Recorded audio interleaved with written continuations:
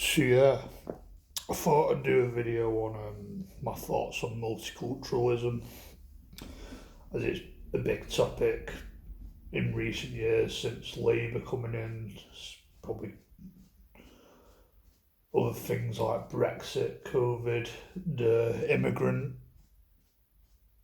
illegal immigrants coming into this country, that crisis. And there's a lot of debate against it, divided debate, questions, where a lot of people say multiculturalism doesn't work.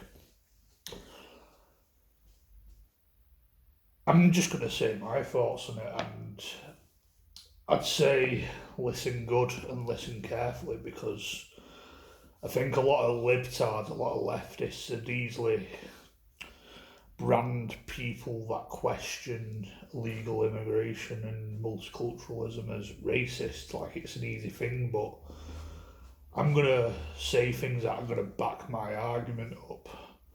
Like, I'm not against multiculturalism, I'm not against immigration. I'm quite 50-50 with it. Like, I think there's pros and cons, there's good and bad, negatives and positives about it.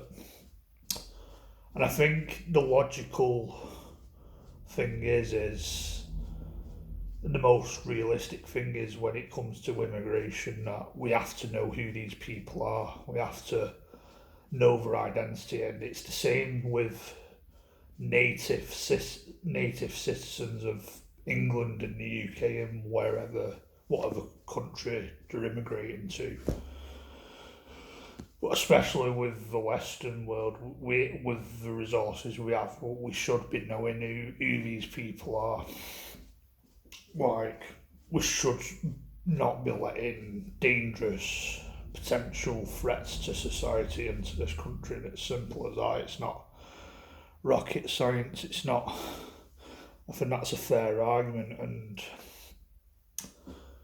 I know we should be letting people in that are proven to be good people, good citizens, which I believe is probably plenty of, who want to immigrate to other countries like the UK or wherever. And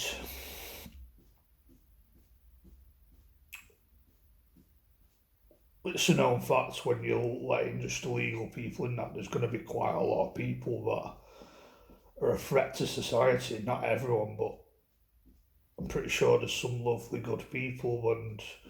But when it's legal, when they're coming in to be doctors and what have you, open up a restaurant,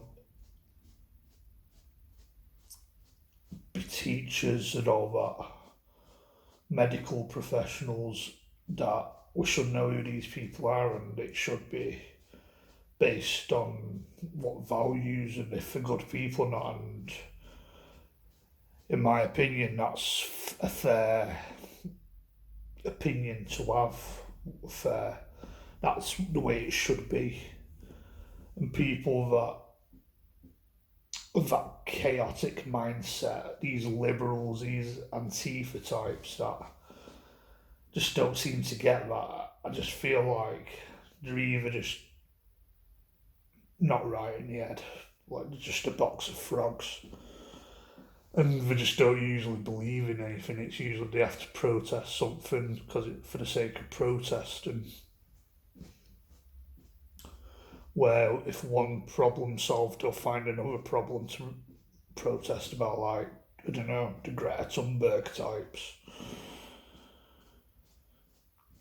But when it comes to multiculturalism, like, I think it works best in the food scene. Like, it probably works well in other areas, but I think it works best when it comes to food. When it comes to like Chinese takeaways, Indian restaurants, street food, like, I think that's where it probably works best. That's where it works well, bringing in interesting food, interesting flavours, bit of different culture, something a bit different. And I'm watching a video now by Only Scrans where he's in Wolverhampton, like around like the Midlands area in the Black Country. And they have a thing where there's pubs, but pubs that are run by the South Asian community. So it's a pub where it's a curry house as well, and I think that's sounds like a bit of me. That's a fucking brilliant idea. And it seems to be somewhat rare in the Midlands, the Black Country, where I wish they could have it probably all over the country, especially places like where I live in Rochdale, where we've got a massive South Asian community. It's like, fucking hell, why can't we have a pub slash curry house running near where I live? And I just think it's a brilliant idea, like, and that I think that's an example of where stuff like that works. It works best. And I don't know, you could have something similar, like, I don't know if it's a thing, but why not have a pub slash Chinese where they serve Chinese food, where it's run by Chinese people or East Asian people?